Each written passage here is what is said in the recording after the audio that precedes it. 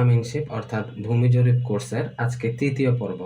আজকের পর্বের শেষে রয়েছে মুখস্থ না করে ইঞ্চি থেকে ফুটে রূপান্তর করার একটি সুপার শর্টকাট বা টেকনিক। আজকের আলোচনাটি খুবই গুরুত্বপূর্ণ একটি আলোচনা, তাই প্রথমে বলে রাখছি আপনারা ভিডিওটি শুরু করার আগে একটি খাতা এবং কলম নিয়ে নিন, অথবা আপনারা এই ভিডিওর এই যে এককগুলো আপনারা দেখতে পাচ্ছেন এগুলোর একটি স্ক্রিনশট দিয়ে নিন। পরবর্তীতে আপনারা যাতে এগুলো লিখে নিতে পারেন, না হলে আপনারা এগুলো মনে রাখতে পারবেন না। ভিডিওতে দেখার পর আপনারা এগুলো ভুলে যাবেন, তাই এগুলো একটু কষ্ট করে আপনারা মুখস্থ করে নেবেন। আচ্ছা, তাহলে আমরা দেখি আমাদের কোন কোন জিনিসগুলো খুবই গুরুত্বপূর্ণ এবং অবশ্যই আমাদেরকে এগুলো মনে রাখতে হবে। ভূমি জরিপের জন্য আমাদের অবশ্যই যে জিনিসগুলো প্রয়োজন হয়, হ্যাঁ, এগুলো আমাদেরকে অবশ্যই শিখে নিতে হবে।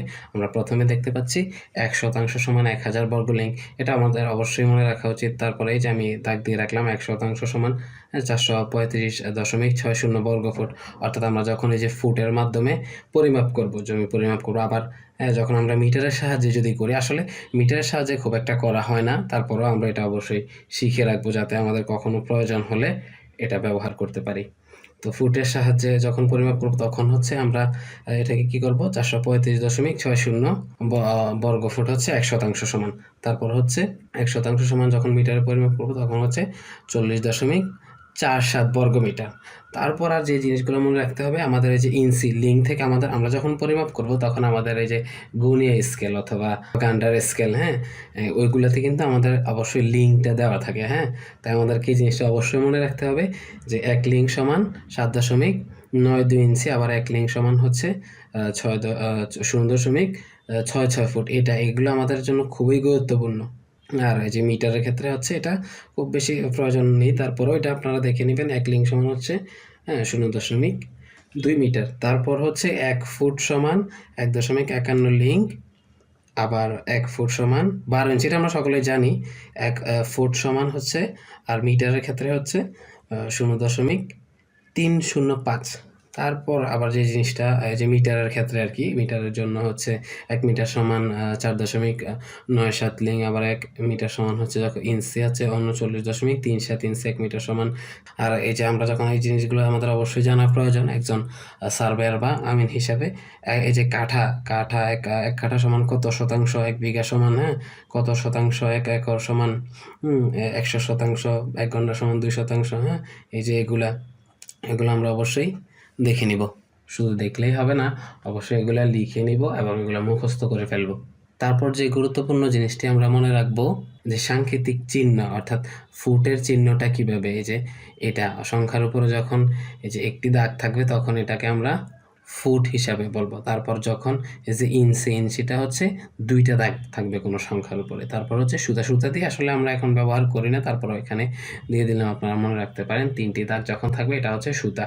তারপরে আমরা যে গুরুত্বপূর্ণ জিনিসটি মনে রাখবো সেটি হচ্ছে এই যে এককের পরিবর্তন, অর্থাৎ ইঞ্চিকে আমরা কিভাবে লিঙ্কে পরিবর্তন করব। ইঞ্চিকে যদি আমরা লিঙ্কে নিয়ে যাই তখন আমাদেরকে 7.92 দ্বারা ভাগ করতে হবে।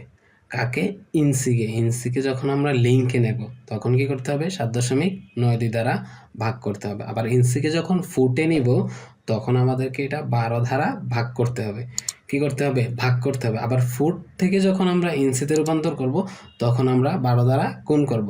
তাহলে এই জিনিসটা আরেকবার বলি, কি করতে হবে? ইঞ্চি থেকে যখন ফুটে নিব তখন 12 দ্বারা ভাগ করব।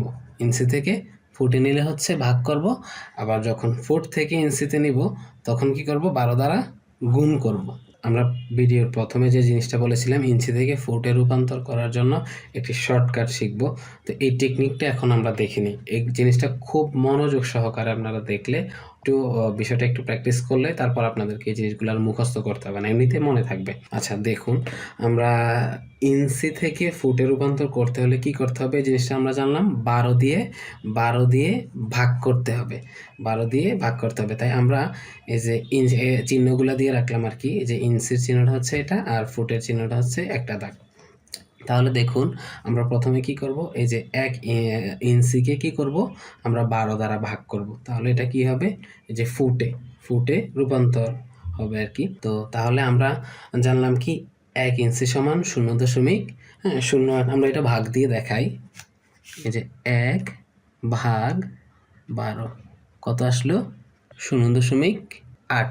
আচ্ছা, তাহলে আমরা যে জিনিসটা দিয়ে আবার মনে রাখবো এটা হচ্ছে 8-এর নামতা। আমাদেরকে কি শিখতে হবে?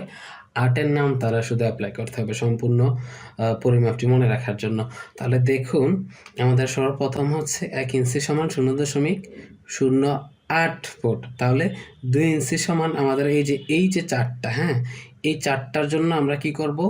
1 যোগ করব। কিভাবে? এই যে 1 ইঞ্চি সমান হচ্ছে 8, তাহলে 2 ইঞ্চি সমান 8 দুগুণে কত হওয়ার কথা? 16। 16-র সাথে 1 যোগ করলে কত হয়? 17। তাহলে 2 ইঞ্চি সমান হচ্ছে 0.17 ফুট। আর 3 ইঞ্চি সমান হচ্ছে 3 আটা 24। তাহলে 24-এর সাথে 1 যোগ করলে কত হয়? 25। আর হচ্ছে 4 ইঞ্চি সমান কত ফুট? এই 4 আটা 32। তাহলে 1 যোগ করলে কত হয়? 33, অর্থাৎ 0.33 ফুট। আবার এই যে এই 4টা, অর্থাৎ প্রথম 4, তারপরে 3, তারপরে 3, এই জিনিসটা হচ্ছে কিভাবে হবে?